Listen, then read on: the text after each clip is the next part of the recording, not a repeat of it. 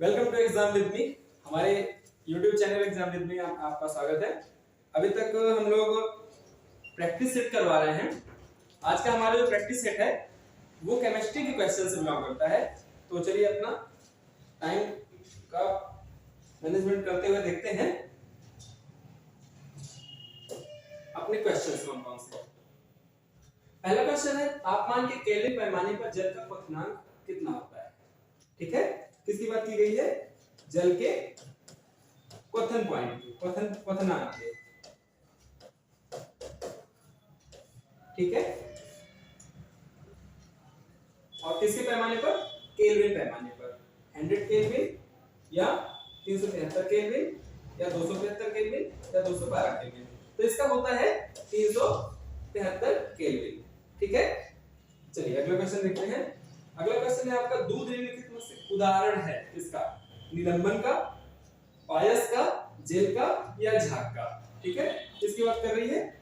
किसकी बात हो रही है यहाँ पर? दूध की, मिल्क। ठीक है,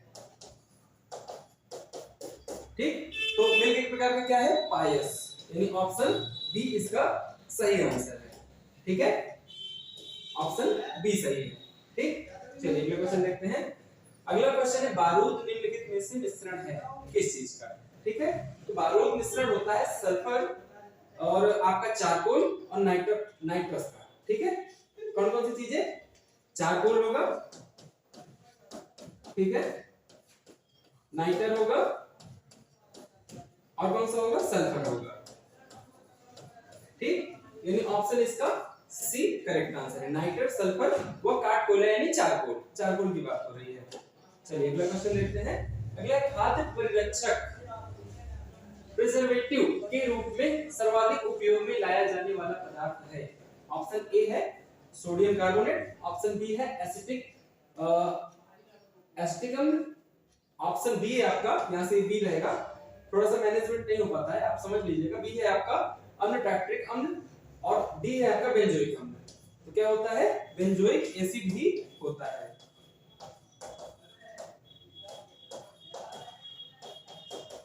ठीक, खाद्य पर्यवेक्षक यानी जो खाद्य पदार्थ है उसको सही रखने के लिए किसका उपयोग करते हैं हम लोग? बेंजोइक एसिड का। चलिए अगला क्वेश्चन देखते हैं। कपड़ों के रंग का विरंजन यानी ब्लीचिंग करने वाला अभिकर्मक यानी रिएजेंट कौन सा है? अभिकर्मक, ठीक है, जो कपड़ों क्या कर देता है? विरंजन, ब्लीच कर देता है। ठीक है, तो ये होता है आपका SO2। कौन होता है? SO2, सल्फर डाई ऑक्साइड, यानी ऑप्शन बी इसका करेक्ट आंसर है। ठीक है, कौन होता है? Sulphur dioxide. चलिए अगला क्वेश्चन है। अगला क्वेश्चन है, वह रासायनिक अभिक्रिया जिसके घटित होने से ऊष्मा बनती है। क्या क्या बात हो रही है यहाँ पर? ऊष्मा के बनने की बात हो रही है। ठीक है, ऑप्शन ए है आपका उत्क्रमणीय अभिक्रिया, बी है आपका ऊष्माशोषी अभिक्रिया, सी है तापीय अभिक्रिया या डी है ऊष्माक्षेपी अभिक्रिया परिवर्तित। बात करेंगे किसकी? ऊष्माक्षेपी क्रिया की, लेकिन कैसी? परिवर्तित, चेंजिंग। ठीक है, तो कौन सी अभिक्रिया कहलाएगी? ऊष्माक्षेपी अभिक्रिया कहलाएगी। वह अभिक्रिया जिसके घटित होने से ऊष्मा बनती है, तो ऊष्माक्षेपण से ही हमेशा ऊष्मा बनाई जाती है। अगला क्वेश्चन है, किसी ठोस वस्तु को गर्म करने से उसका सीधे गैसीय रूप में हो जाने का प्रक्रम कहलाता है। कोई ठोस वस्तु है, ठीक है, उसको आपने क्या किया? हीट किया, ठीक, वो सीधे क्या हो गया? गैस। ठीक, यानी वो एकदम गैस बन करके उड़ गया। ठीक है, तो प्रक्रम क्या कहलाता है? ऑप्शन ए है वियोजन, बी है विलयन, सी है ऊर्ध्वपातन या डी है वाष्पीकरण।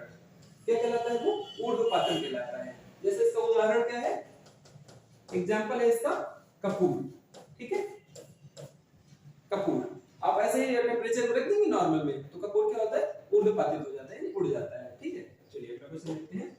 अगला क्वेश्चन है, किसी भी रासायनिक यौगिक की न्यूनतम संभव इकाई है। किसी भी रासायनिक यौगिक की, कोई भी यौगिक है तो उसमें छोटा से छोटा जो कण है वो कौन सा हो सकता है? ऑप्शन ए है आपका परमाणु, दूसरा है इलेक्ट्रॉन, तीसरा है आपका अणु। यहाँ पर डी, अणु। ठीक है, मिनिमम जो मिनिमम संभव, ठीक है, न्यूनतम संभव इकाई, इकाई की बात हो रही है। ठीक है, तो ये क्या होगा? अणु होगा। चलिए अगला क्वेश्चन लेते हैं। अगला क्वेश्चन है फोटोग्राफी में काम आने वाला हाइपो का रासायनिक रूप है। हाइपो का रासायनिक रूप क्या है? ऑप्शन ए है सिल्वर ब्रोमाइड, ऑप्शन बी है आपका सोडियम थायोसल्फेट, डी है सोडियम फास्फेट और आपका सॉरी सी है सोडियम फास्फेट, डी है सिल्वर नाइट्रेट। तो यहाँ पर ऑप्शन बी सही हो जाएगा। ठीक है, फिक्सर के रूप में फोटोग्राफी में सोडियम थायोसल्फेट का उपयोग हम लोग करते हैं। ठीक है, जिसे क्या बोलते हैं? हाइपो। क्या बोलते हैं उसको? हाइपो। ठीक है, चलिए अगला क्वेश्चन देखते हैं। अगला क्वेश्चन है हरे फलों को पकाने के लिए काम में लाई जाने वाली गैस कौन सी है?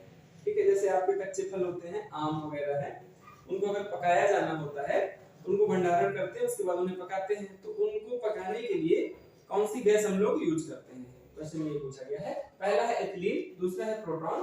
प्रोटॉन तो कोई गैस ही नहीं है। ठीक है, तो वैसे गलत हो गया। इथेन या कार्बन मोनोऑक्साइड, ये भी रॉन्ग है। ठीक है, ये सी होता है। तो हम लोग क्या यूज करते हैं? एथिलीन यूज करते हैं। क्या यूज करते हैं? एथिलीन,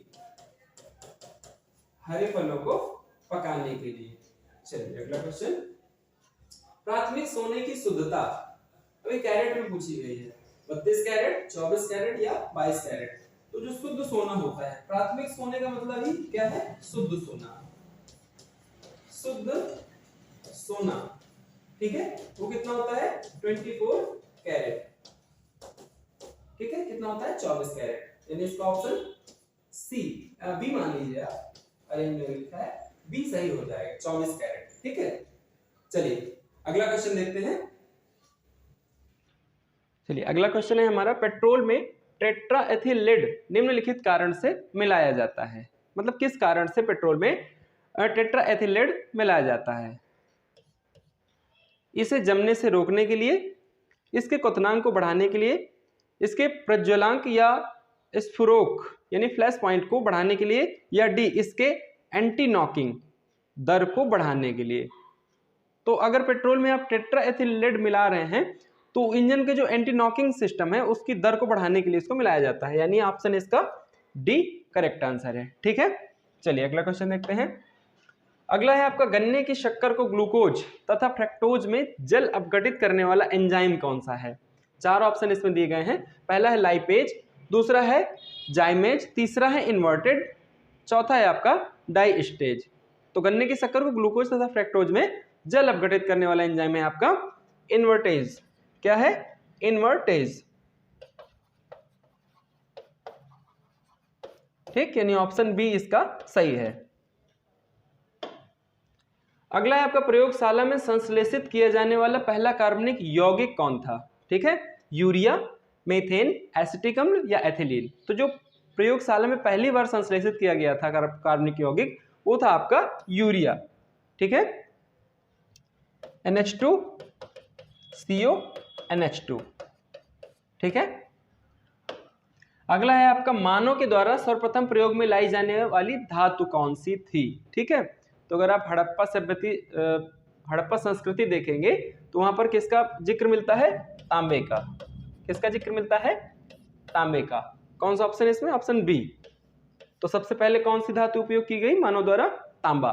ठीक है, चलिए अगला क्वेश्चन देखते हैं। अगला है आपका, सम्मोहक की तरह काम में लाया जाने वाला अम्ल कौन सा है? ठीक है, ए है आपका टार्ट्रिक अम्ल, बी है बारबियोटिक अम्ल, तीसरा है बेंजोइक अम्ल, या आपका चौथा है ब्यूटेनोइक अम्ल। तो आपका दूसरा वाला ऑप्शन ये बारबिट्यूरिक अम्ल ये सही है। सम्मोहक की तरह इसको यूज किया जाता है। ठीक है, हिप्नोटाइज करने के लिए। आघातवर्ध यानी मॉलकेबल, ठीक है, जिसको सबसे ज्यादा पीटा जा सके, पीट करके उसको चद्दर के नुमा ढाला जा सके, वो होती है आघातवर्धनीयता। यानी आघातवर्ध धातु कौन सी है? चार धातुएं दी हुई हैं इसमें।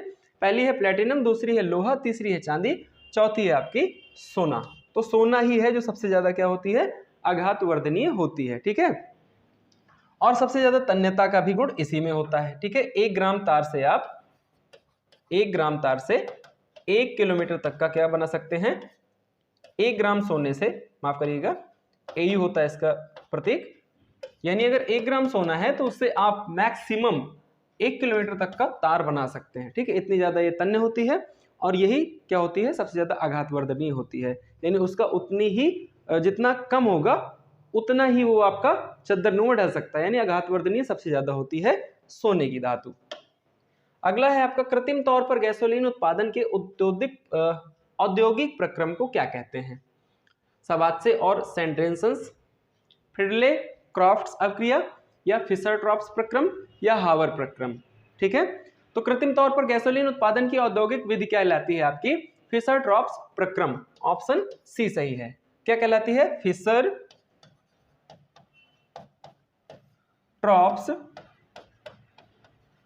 प्रक्रम, प्रक्रम या विधि। ठीक है, यानी ऑप्शन सी सही है आपका। चलिए अगला देखते हैं। अगला है मानव शरीर में सर्वाधिक मात्रा में पाए जाने वाला तत्व कौन सा है? ठीक है, लगभग 65% पाया जाता है। कितना? 65%। क्या है वो? ऑक्सीजन। ठीक है, ऑप्शन सी सही है। चलिए अगला क्वेश्चन देखते हैं। अगला है मानव रक्त का पीएच। पीएच का मतलब होता है पावर ऑफ हाइड्रोजन। ठीक है, क्या होता है पीएच का full form? Power of hydrogen. तो पूछा है मानव रक्त का पीएच लगभग कितना होता है? तो ये होता है 7.5, 7.5। किसकी बात हो रही है? रक्त की, ब्लड की। ठीक है, ऑप्शन सी सही है। चलिए अगला क्वेश्चन है आपका, 1 माइक्रोन बराबर होता है। ठीक है, वैसे तो 1 माइक्रोन बराबर, ये इसका सिंबल होता है, ये 1 माइक्रोन बराबर 10⁻⁻6 मीटर। लेकिन बात यहाँ पर किसकी? mm की गई है। किसकी बात की गई है? mm की बात यहाँ पर की गई है। ठीक है, तो 1 माइक्रोन में कितने mm होंगे? तो ये होंगे आपके 0.001 mm। मिमी लिखा है ना, वही है आपका mm, यानी ऑप्शन सी इसका सही आंसर है। चलिए अगला क्वेश्चन देखते हैं। अगला क्वेश्चन है, तारपीन का तेल निम्नलिखित लकड़ी से निकाला जाता है। ठीक है, ये आपका माइकस, सीड्स या पाइनस। तो जो तारपीन का तेल है वो पाइनस लकड़ी से निकाला जाता है। ऑप्शन सी इसका भी राइट आंसर है। किससे निकाला जाता है? पाइनस से।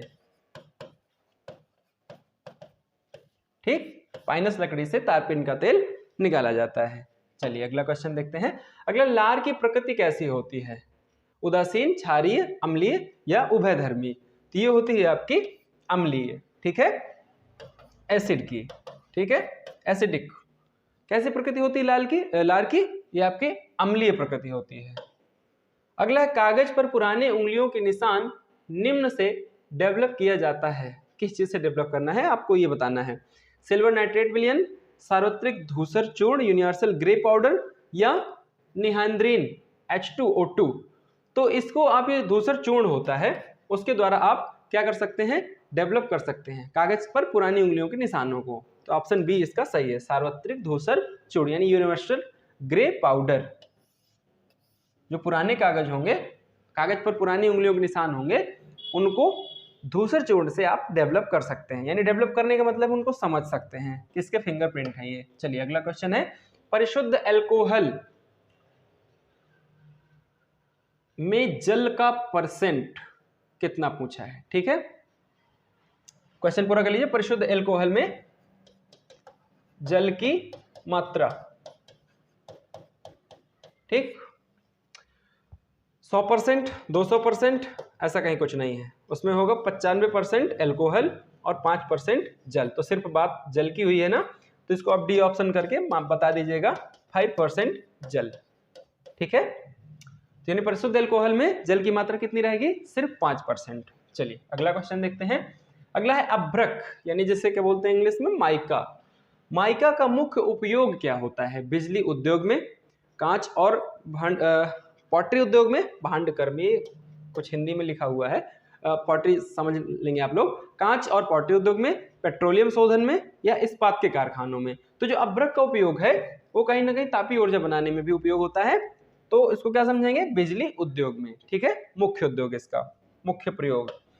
अगला क्वेश्चन है, प्लास्टिक टेप रिकॉर्डर के टेपों पर लेपित कोटेड किया जाने वाला पदार्थ क्या है? जिंक ऑक्साइड, लोहा सल्फेट, मैग्नीशियम ऑक्साइड, या लौह ऑक्साइड।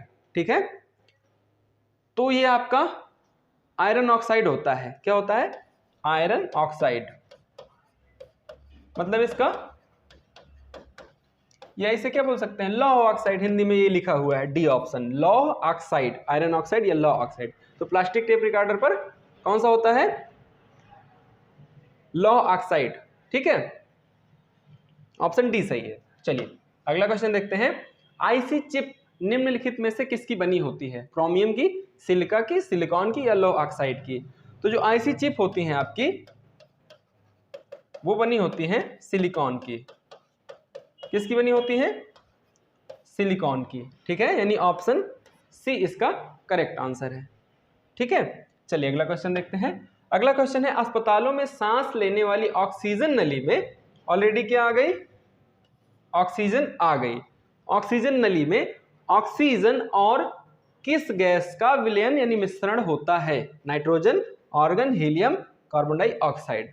तो देखो जो रोगी होता है उसको डायरेक्ट ऑक्सीजन अगर दे देंगे तो ऑक्सीजन गैस बहुत ही ठंडी होती है, तो उसको क्या करेगी, नुकसान करेगी। इसलिए हमेशा ही कृत्रिम श्वास के लिए,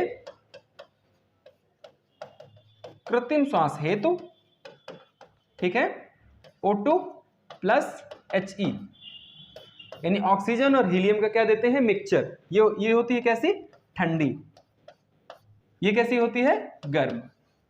तो अनुपात में इनको दिया जाता है, ठीक है, ताकि जो उसको श्वास प्राप्त हो, ऑक्सीजन प्राप्त हो, वो ठंडी ना हो, ठीक है, यानी उसकी जो तबीयत खराब है वो उससे भी ज्यादा खराब ना हो, ठीक है। तो ऑक्सीजन के साथ क्या मिलाएंगे, हीलियम, ऑप्शन इसका सी सही है। चलिए अगला क्वेश्चन देखते हैं। अगला है आपका, जल में वॉशिंग सोडा का घोल क्या कहलाता है, जल में वॉशिंग सोडा का घोल कहलाता है यानी कैसा होगा, ये पूछना चाह रहा है क्वेश्चन में। पहला है क्षारीय, दूसरा है उदासीन, तीसरा है लॉ ऑक्साइड या चौथा है सिलिकॉन। तो जल में वॉशिंग सोडा का घोल आपका कैसा होगा, क्षारीय, ऑप्शन ए इसका करेक्ट आंसर है, ठीक है। वॉशिंग सोडा हमेशा क्या होता है, क्षारीय होता है। चलिए अगला देखते हैं, एसिटिल सैलिसिलिक अम्ल आमतौर पर निम्न काम में लाया जाता है, ठीक है। जो एसिटिल सैलिसिलिक एसिड है उसका यूज क्या है आमतौर पर, आंसू गैस में, उर्वरक में, पीड़ानाशी में या सामक औषधि में। तो ये हमेशा पीड़ाहरण या पीड़ानाशक कहते हैं इसको,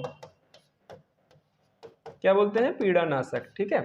तो इसका यूज हम लोग किस में करते हैं, पीड़ानाशक के रूप में, किसका, एसिटिल सैलिसिलिक एसिड का, ऑप्शन सी इसका करेक्ट है। चलिए अगला देखते हैं, प्रदीप्त नली में साधारणतया काम में लाए जाने वाले पदार्थ कौन से हैं, सोडियम ऑक्साइड और आर्गन यानी SO2, आर्गन, सोडियम वाष्प और नियॉन, पारद वाष्प और आर्गन। तो ये वाला आपका गलत है, सी पाया जाता है ये, पारद वाष्प और आर्गन प्रतिदीप्त नली में, ठीक है, यही दो पदार्थ पाए जाते हैं। पहला है आपका पारद वाष्प और दूसरा है आर्गन। ये कैसी निष्क्रिय चीजें हैं, ठीक है, निष्क्रिय। चलिए अगला क्वेश्चन देखते हैं, रेडियो कार्बन डेटिंग का इस्तेमाल निम्नलिखित की उम्र का अनुमान लगाने में किया जाता है। जो रेडियो कार्बन डेटिंग है, ठीक है, उसका इस्तेमाल कहाँ किया जाएगा, शिशुओं में, शिशुओं की आय में गलत, शैलों में ये भी गलत, प्राचीन इमारतों में ये भी गलत, सब कार्बन डेटिंग के हैं, शिशु वाला अलग है। इसको जीवाश्म, अगर जीवाश्म की आयु का पता लगाना है, जीवाश्म की आयु निर्धारण में, किसका, रेडियो का, रेडियो कार्बन का, ठीक। तो ऑप्शन सी सही है, रेडियो कार्बन डेटिंग का इस्तेमाल हम किस में करेंगे, जीवाश्मों का की आयु का पता लगाने में। चलिए अगला है, वायुमंडल में जलने में सहायता देने वाली गैस कौन सी है, ठीक है। तो ये तो नॉर्मल सा क्वेश्चन है, अगर कोई चीज जलती है तो उसमें हमेशा ऑक्सीजन क्या करती है, हेल्प करती है जलने में, ठीक है, ऑप्शन बी इसका करेक्ट आंसर है। अगला है आपका, मानव तंत्र में रोगों से लड़ने वाले पदार्थ कौन से हैं। ए आपका है डीऑक्सीराइबोन्यूक्लिक एसिड, किसकी बात कर रहा है ये, डीएनए की फुल फॉर्म इसका यही होता है, डीऑक्सीराइबोन्यूक्लिक एसिड, या बी कार्बोहाइड्रेट की, या सी एंजाइम की, या डी प्रतिरक्षी की, एंटीबॉडी। तो हमेशा एंटीबॉडी क्या करती हैं, रोगों से लड़ने में मदद करती हैं, ठीक है। एंटीबॉडीज में आपकी WBC वगैरह आ जाएंगी, ठीक। ठीक है, व्हाइट ब्लड सेल्स बोलते हैं इनको। तो ऑप्शन इसका डी करेक्ट आंसर है। कौन सा सही है? D is the correct answer. चलिए अगला क्वेश्चन देखते हैं। निर्जलीकरण के दौरान शरीर से कम हो जाने वाला पदार्थ क्या है? डिहाइड्रेशन। डिहाइड्रेशन जब हो जाता है इंसान को, ठीक है, तो उसमें किस चीज की कमी हो जाती है? किसकी चीज की कमी हो जाती है? NaCl, सोडियम क्लोराइड की। ठीक है, क्या होता है? ये साधारण नमक, नमक प्लस जल, ठीक है, जल की भी कमी हो गई और नमक की भी कमी हो गई, तो वो क्या कहलाता है? डिहाइड्रेशन। यानी ऑप्शन ए सही है, सोडियम क्लोराइड NaCl की कमी हो जाना डिहाइड्रेशन है। Option A is the correct answer. अगला है आपका, आग लगने तथा फैलने की सबसे कम संभावना किस पदार्थ में होगी? 4 पदार्थ दिए हैं, नायलॉन, सूत, टेरिकॉट, पॉलिएस्टर। तो आप लोग जानते हैं ये सारे क्या हैं, इनमें कहीं ना कहीं थोड़ा बहुत प्लास्टिक होता है, लेकिन सूत में कहीं भी कोई प्लास्टिक नहीं होता है। तो बी ऑप्शन सही है, सूत में सबसे कम संभावना होगी कि आग फैलेगी और जल्दी पकड़ेगी। ठीक है, तो यानी इसका क्या होगा? सूत। ऑप्शन कौन सा सही है? बी। ठीक है, सबसे कम आग लगेगी सूत में और सबसे कम फैलेगी भी। चलिए अगला क्वेश्चन देखते हैं। लोहे का सबसे प्रचुर स्रोत क्या है? लोहे का, ठीक है, शरीर में कई सारे तत्व हैं, उसमें एक लोहा भी है, Fe। सबसे ज्यादा प्रचुर स्रोत कौन सा है? इन 4 में से बताना है आपका। दूध, अंडा, हरी सब्जियां या डी बीन्स, फलियां। ठीक है, तो इसमें जो लोहे का सबसे प्रचुर स्रोत होगा वो होगा हरी सब्जियां, सी।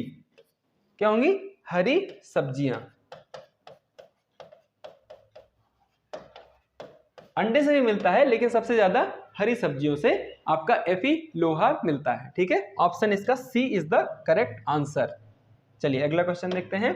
अगला क्वेश्चन है, पन्ना एमराल्ड जिसे बोलते हैं, किस चीज का बना होता है? कार्बन का, बेरिलियम का, या सिलिकॉन का, या सिलिका का? ठीक है, सिलिकॉन नहीं हो सकता, सिलिका। तो पन्ना हमेशा किस चीज का बनता है? बेरिलियम का। ठीक है, किस चीज का बनता है पन्ना? बेरिलियम का। चलिए अगला क्वेश्चन देखते हैं। अगला क्वेश्चन है, तात्कालिक शक्ति के लिए धावकों को क्या दिया जाता है? जो रनर होते हैं उनको तुरंत एकदम क्विक एनर्जी के लिए किस चीज को उन्हें दिया जाता है? क्या दिया जाता है पीने के लिए? Sucrose, sodium chloride, vitamin C, या ग्लूकोज? तो जो ग्लूकोज होता है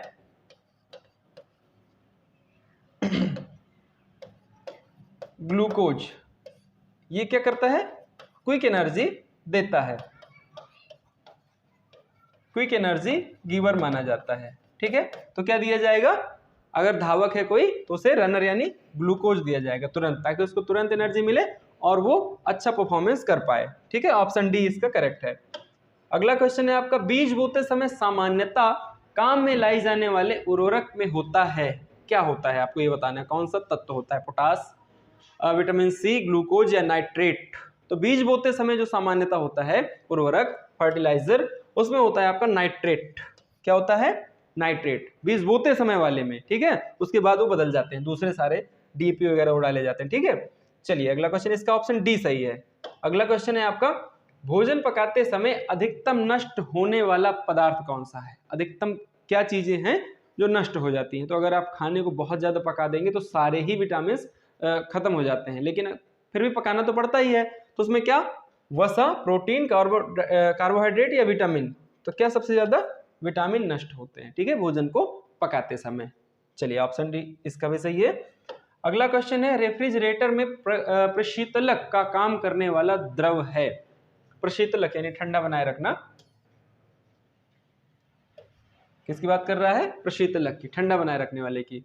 द्रवीय कार्बन डाइऑक्साइड गलत हो जाएगा, द्रवीय नाइट्रोजन ये भी गलत है, और द्रवीय अमोनिया ये सही है। ठीक है, लिक्विड अमोनिया उसमें भरी जाती है, फ्रियोन या नेफ्रॉन या फ्रियोन या द्रवीय अमोनिया। अतिशीतलन जल, अतिशीतल जल नहीं, नहीं ये नहीं होगा। ऑप्शन सी इसका सही है, द्रव अमोनिया भरी जाती है, द्रव अमोनिया। ठीक है, ऑप्शन सी इसका करेक्ट है। अगला है आपका, इथेनॉल के अत्यधिक सेवन से किस अंग को हानि पहुंचती है? अगर आप इथेनॉल सबसे ज्यादा यूज कर रहे हैं तो आपके शरीर का कौन सा भाग खराब होगा यानी क्षति पहुंचेगी? वृक्क यानी किडनी की बात कर रहा है, हृदय, फेफड़े, या यकृत? लीवर खराब होता है सबसे ज्यादा। अगर आप एथेनॉल ज्यादा ले रहे हैं तो लीवर आपका डैमेज हो जाएगा। ठीक है, चलिए अगला क्वेश्चन देखते हैं। अगला क्वेश्चन है, एक रासायनिक यौगिक जो दो तत्वों से बनता है क्या कहलाएगा? बाइनरी, टेरनरी, बाइकार्बोनेट या उभयधर्मी? ए, बी, सी, डी। ठीक, तो जो रासायनिक पदार्थ जो दो तत्वों से बनता है वो कहलाता है बाइनरी यानी द्विअंगी। क्या कहलाता है? बाइनरी, द्विअंगी। ऑप्शन ए सही है। अगला क्वेश्चन है, जीवित तंत्रों के अध्ययन से संबंधित रसायन की शाखा का नाम क्या है? ठीक है, कार्बनिक रसायन, जैविक रसायन, भौतिक रसायन या अकार्बनिक रसायन? किसकी बात हो रही है? जीवित तंत्रों के अध्ययन से संबंधित रसायन की शाखा भौतिक रसायन कहलाती है। क्या कहलाती है? भौतिक रसायन। ऑप्शन इसका सी सही है। चलिए अगला क्वेश्चन है, कोलेस्ट्रॉल है क्या है एक प्रकार का, ये बताना है। क्लोरोफॉर्म का व्युत्पन्न, क्लोरोफिल का प्रकार, जीववसा में पाया जाने वाला वसा है या एल्कोहल या क्रोमियम लवण है? तो ये होता है जीववसा में पाया जाने वाला वसा। ठीक है, किसकी बात हो रही है? कोलेस्ट्रॉल की। ठीक है, जीववसा में पाया जाने वाले एक प्रकार का फैट यानी वसा है। अगला है आपका DDT उस रसायन का नाम है जो निम्नलिखित की तरह उपयोग किया जाता है। प्रतिरोधी की तरह, उर्वरक की तरह, प्रतिजैविक की तरह या डी कीटनाशक की तरह? तो जो DDT होता है, DDT यानी डाइक्लोरोडाइफिनाइल ट्राइक्लोरोएथेन, ये होता है फुल फॉर्म इसका। उसको हमेशा कीटनाशक की तरह, किसकी तरह? कीटनाशक की तरह यूज करते हैं हम लोग, है ना।